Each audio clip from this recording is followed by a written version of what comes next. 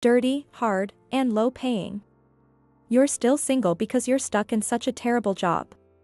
Maybe if you had better looks, things would be different. Now you're just a pitiful old maid. Poor you. My ex-boyfriend said this with a smirk. Why are people who can only look down on others so ugly? It seemed unbelievable that this man, who once attracted attention for his good looks, now appeared so distorted in front of me. Forgetting all the dedication I had given him, he humiliated me in public. My anger had reached its limit, and I was about to explode. My name is Hannah. I have been working as a nurse since graduating from nursing school. It's a very demanding job, but it is also fulfilling, and I enjoyed my busy life. One day, a friend from school invited me to a mixer. At the time, I wasn't very interested in romance, but since it was at a restaurant I had wanted to try, I immediately agreed. Even someone like me, more interested in food than romance, couldn't help but be captivated by one of the handsome guys there. That was Tyler. Embarrassingly, I had never really dated anyone seriously by that age, so I was quite naive and could only glance at him from afar. Despite this, he actively approached me. Every time he praised me with comments like "you're cute" or "you're a nurse." That's awesome, I became completely smitten. By the end of the event, when we exchanged contact information, I was already head over heels for him. But back then, I couldn't muster the courage to contact him first. He didn't message me either. I thought I would just cherish that day as a nice memory. But a while later, out of the blue, he contacted me saying, "Hey. It's been a while. Want to go out sometime?" Normally, I would be surprised and probably refuse a sudden invitation from someone I hadn't heard from since our first meeting. But for me, who couldn't forget him, it felt like a stroke of luck, and I quickly replied, "Of course." From there, we quickly started going on dates, and within a month, he confessed his feelings. Being completely in love with him, I had no reason to refuse, and soon we started living together, considering marriage. Wait, you're still a college student? Shortly after we started living together, his shocking revelation left me wide-eyed. Despite being the same age as me, he was still in college, having repeated years after taking a gap year. I had assumed he was working in IT because he spoke so confidently about it, but it turned out he was still a student, frequently repeating years. While I worried about our future, he laughed it off. "Don't worry. I'll work once I graduate. I'm in an entrepreneurship activity. If our current project succeeds, we'll be rich in no time. Until then, let's work together on this." Work together? Yeah, since I'm not earning yet. I need you to handle the living expenses. In return, I'll take care of the house. Got it. I love living with you, so I'll do my best. And so began our cohabitation. I worked tirelessly to support our life together, which I cherished deeply. But he often found excuses and rarely did any housework, leaving it all to me. At first, I wanted to complain. But every time I did a chore, he would say, "Thanks for doing this even though you're tired from work," and then gently hug me. And I would melt all over again. After that, I devoted myself to him even more. Even when he said things like, "I don't like this flavor. I prefer it sweeter," or "make sure to clean properly. Nobody likes a dirty house." I would just laugh it off with a "sorry about that." I bottled up my frustrations, not wanting to break up with him. After all, he was working hard for our future through his entrepreneurship activity. "Are you staying out late again tonight?" "Yeah, we need to improve our quality to attract big companies." Even on weekends, he worked hard for our happiness. A year passed as I prayed for his success and supported him as best as I could. "Let's break up. I've found someone else I like." His unexpected words made my head spin. I couldn't accept it as reality. "Wait, what do you mean?" "It means exactly what I said. It's partly your fault too. Since we started living together, you've become more and more careless with your makeup and hair. I can't see you as a woman anymore." He coldly dismissed me while silently packing his things. "But the reason I don't have time for myself is because you don't help with anything. Blaming on others, huh? That's pathetic." He spat it out and left the house, leaving me behind in a state of despair. It all happened so quickly. The room that was once filled with memories of us now seemed empty, and I couldn't get over losing him. I don't know how much time passed. As it started getting dark outside, I slowly got up and turned on the TV. I looked at the screen in the darkness and was left speechless. There he was. He had succeeded with his startup company and was being featured on a TV show as a college entrepreneur. I owe it all to the support of everyone, especially my girlfriend, who stood by me through everything. What? Next to him was a woman. According to the show, she was the daughter of a CEO from a well-known company. Wait. I was the one who supported him through everything. Actually, we're engaged now. I proposed marriage to her recently. The studio buzzed with excitement at his announcement.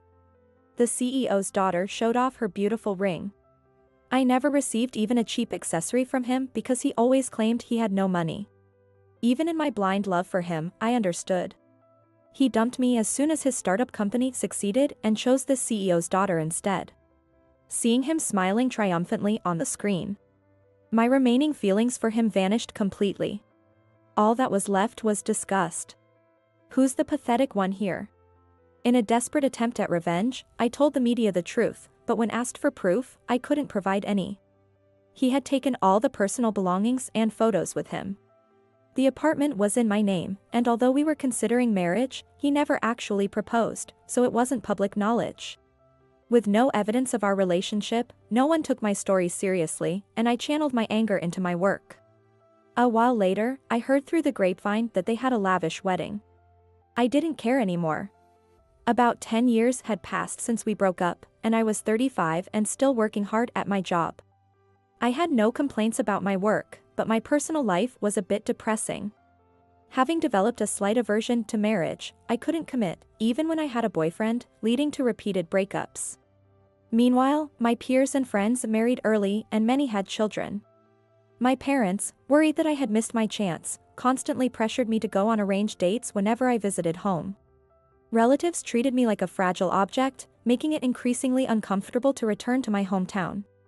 Throughout it all, my younger sister, Mary, remained the same. Mary, 5 years younger than me, was the pride of our family, having graduated from a prestigious college. She had just married her longtime colleague. You managed to get married, but Hannah is still. As soon as my parents sighed, Mary firmly spoke up.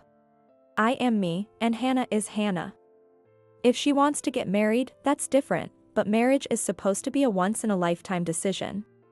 You shouldn't pressure her into it.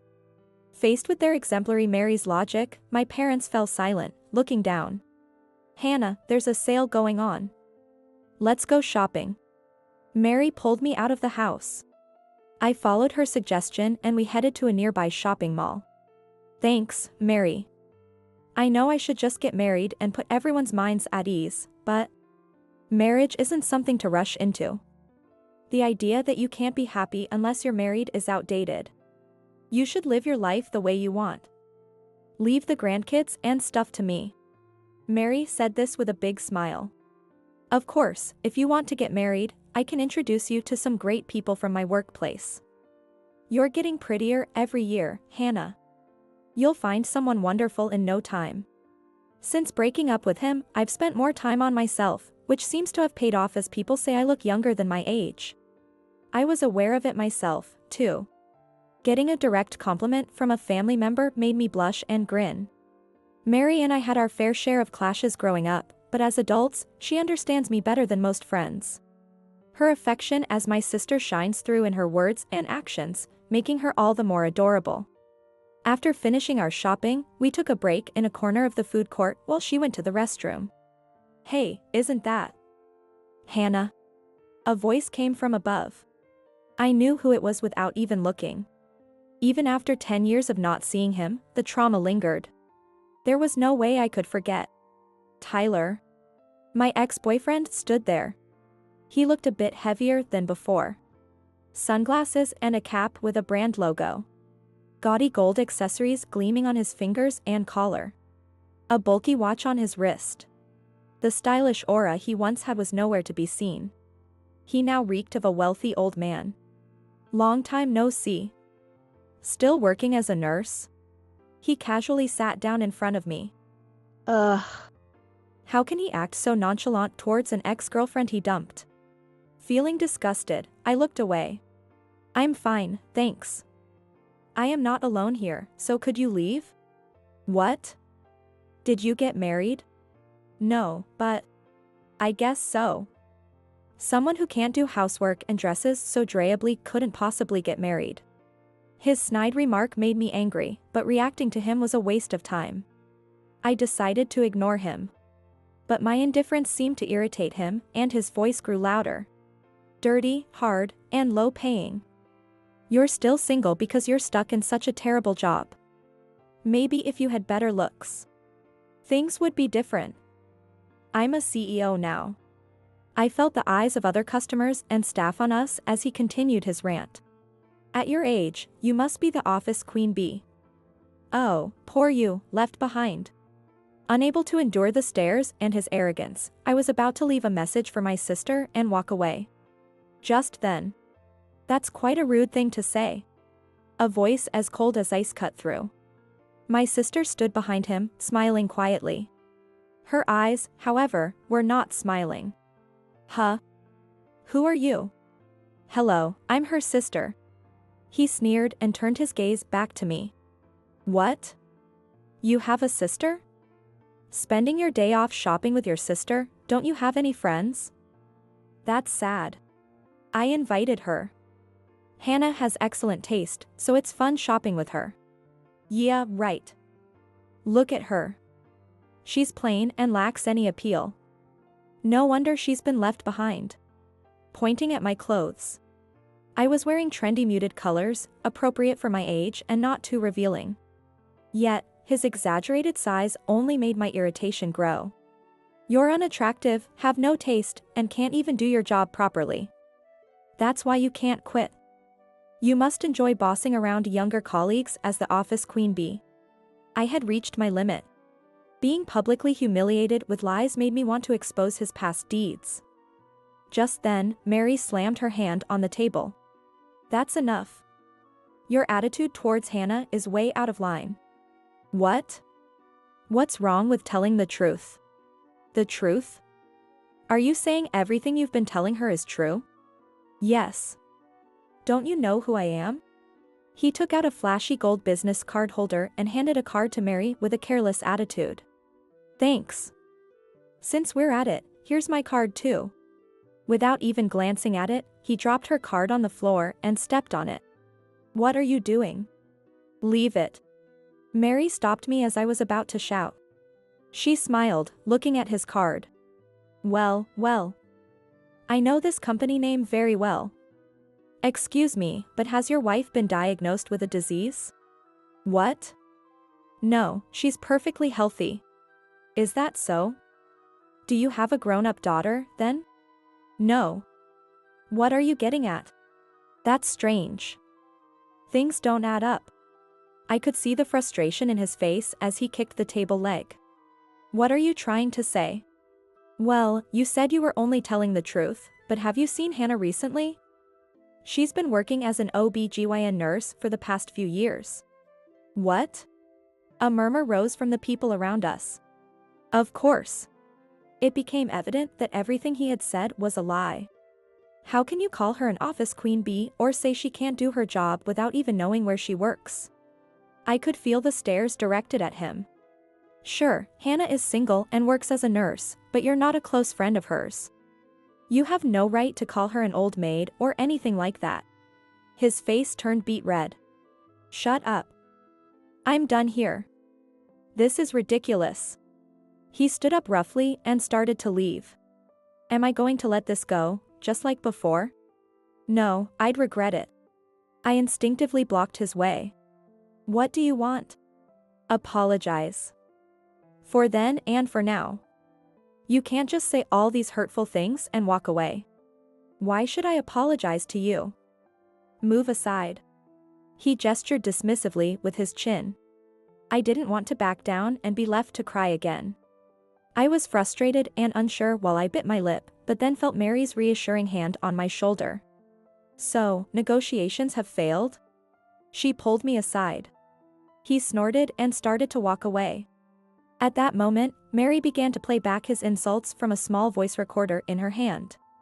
In that case, should we proceed with this as evidence in court?